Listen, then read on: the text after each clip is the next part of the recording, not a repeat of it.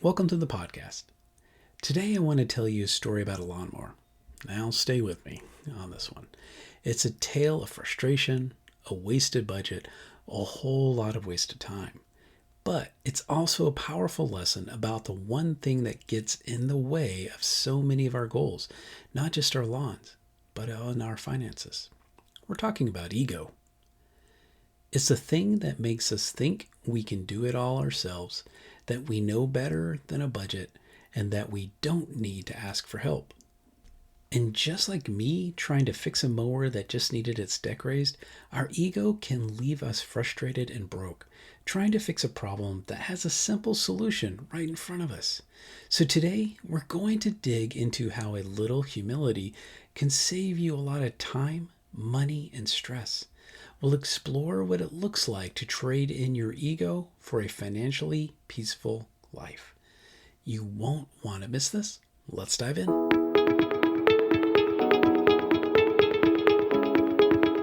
Welcome to Financial Coaching Kingdom, the podcast that helps you align your money with your purpose. I'm your host, John.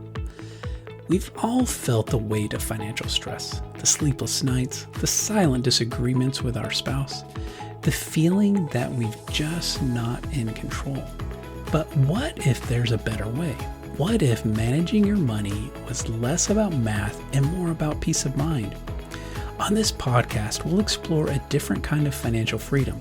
It's not just about what you earn or what you owe. It's about the emotional clarity that comes from being on the same page with your spouse, the spiritual strength you gain from worshiping God with your finances, and the deep satisfaction of knowing you're building a lasting legacy for your family. Every week, we'll cut through the noise to bring you simple, powerful truths that will help you move from financial chaos to confidence. If you're ready to find clarity, grow in unity, and live with purpose, you're in the right place. Let's get started.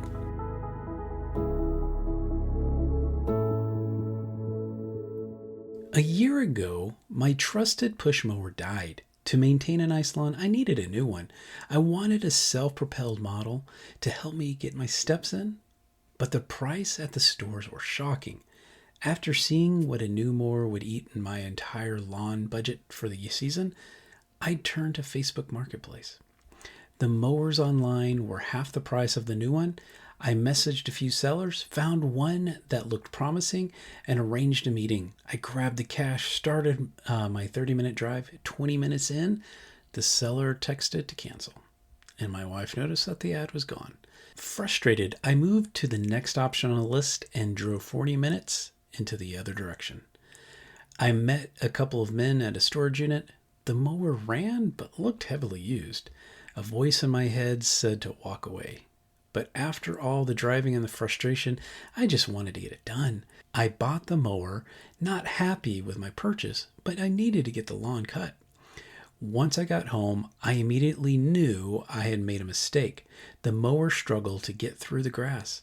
I did all the maintenance, new spark plug, air filter, oil, but it still wouldn't cut properly. I then got a new blade, but the mower started leaking oil. Week after week, my frustration grew, and I had to mow in half-blade lengths, doubling my time, gas, and irritation. The lawn looked terrible, and I was constantly unjamming the blade. Fed up, I decided to take a step back. I thought about sharpening the blade, but then I noticed how short the lawn looked. I bent down and saw that the mower deck was at its lowest setting, and I had been scalping the lawn. My resentment toward the lawn and my ego prevented me from seeing the obvious solution. I had complained to everyone who would listen, but no one had simply said, raise the mower deck. Had they, I would have saved money, time, lots of frustration. My ego had gotten in the way of a simple chore and ruined enjoyment of a nicely cut lawn. I raised the deck, the grass looked better, and I was able to finish in half the time. This simple lesson applies to so much more in life. On my office bookshelf sits two books. No Ego by Cy Wakeman, and Humility, True Greatness by C.J. Mahaney.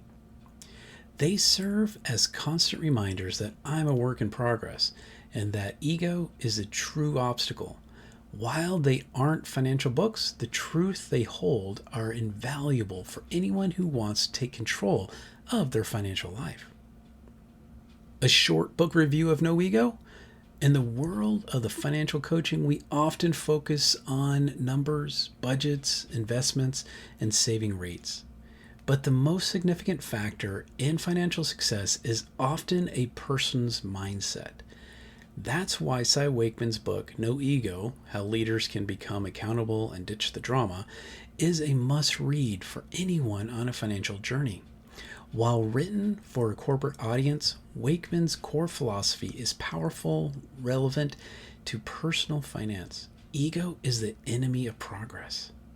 The book teaches us how to move from a place of emotional reactivity and blame. The market is against me. My boss doesn't pay me enough. To one of radical accountability and reality. This shifts from, why is this happening to me, to, what am I going to do about it? This is the key to overcoming financial obstacles. Humility allows us to admit a bad investment, seek help from a coach, or simply acknowledge that our spending habits need to change without shame. Wakeman's no-nonsense, compassionate approach helps readers identify and dismantle the internal drama that prevents them from taking control of their finances by focusing on facts and solutions. No Ego provides a compelling roadmap for building a financially secure future, one humble, intentional decision at a time. Tired of feeling like you're surviving financially instead of thriving? It's time to build a legacy for your family and honor God with your resources. Don't wait for things to change. Take action. Head over to financialcoachjohnllc.com to schedule your free strategy session today.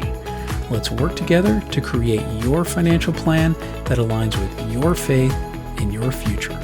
That's Financial Coach John, JOHNLLC.com, or look in the show notes. Now let's review Humility with True Greatness. For many, the path to financial freedom is less about complicated spreadsheets and more about simple but profound characteristic traits. Humility. C.J. Mahaney's powerful book, Humility and True Greatness, offers a compelling look at this virtue. While rooted in spiritual truth, it's a message that is incredibly relevant to our money lives. Mahaney argues that true greatness is not set in our self-promotion or puffed-up pride, but in the humble posture of a servant. Applied to personal finances, this principle is transformative.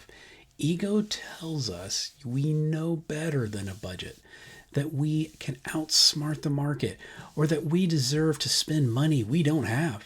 Humility, on the other hand, allows us to admit when we made a financial mistake, to seek the guidance of a coach, and to create a spending plan that reflects reality, not our desires. This book is a powerful reminder that our financial security isn't built on pride or self-reliance, but on quiet, steady discipline that humility makes possible. Embracing its message can lead us not just to a healthier bank account, but to a life of true contentment and peace. Let's take in some biblical truths. Isaiah 66:2 informs us, "All these things my hand has made, and so all these things come to be, declares the Lord. But this is the one to whom I will look, he who is humble and contrite in spirit and trembles at my word." In James chapter 4, we are being warned about worldliness that leads to quarrels and fighting and covetousness and passion for self and enmity with God. We are reminded in verse 10, "Humble yourself before the Lord, and he will exalt you." How are you striving for humility? Is it even something you're considering? This podcast is a simple example of how I struggle to live humbly before God. I often allow my ego to be in control. My lawnmower story is a small-scale reminder of a big-picture problem. The frustration, the wasted time, and the poor results all stem from a refusal to admit a simple mistake and ask for help. In your financial life, this same ego can cost you much more than a few hours and a new mower blade. It can prevent you from getting out of debt, building wealth, or achieving true financial peace. What financial mower deck have you been too proud to adjust? Maybe it's a budget you refuse to create, or a conversation you've been avoiding with a spouse, or your financial plan you've been trying to figure out on your own. Don't let your ego hold you back any longer. If you're ready to put your pride aside and start making real progress, a financial coach can help you see the simple solution right in front of you. Let's work together to create a plan and cut through the clutter so you can get your financial life looking the way you want it to. If you've enjoyed this episode, the best way to support the show is by taking a moment to rate and review it in Apple Podcasts or Spotify. It only takes a minute, and it helps new listeners find us. If you know someone who would love this conversation, please share it with them. Thank you for listening, and God bless.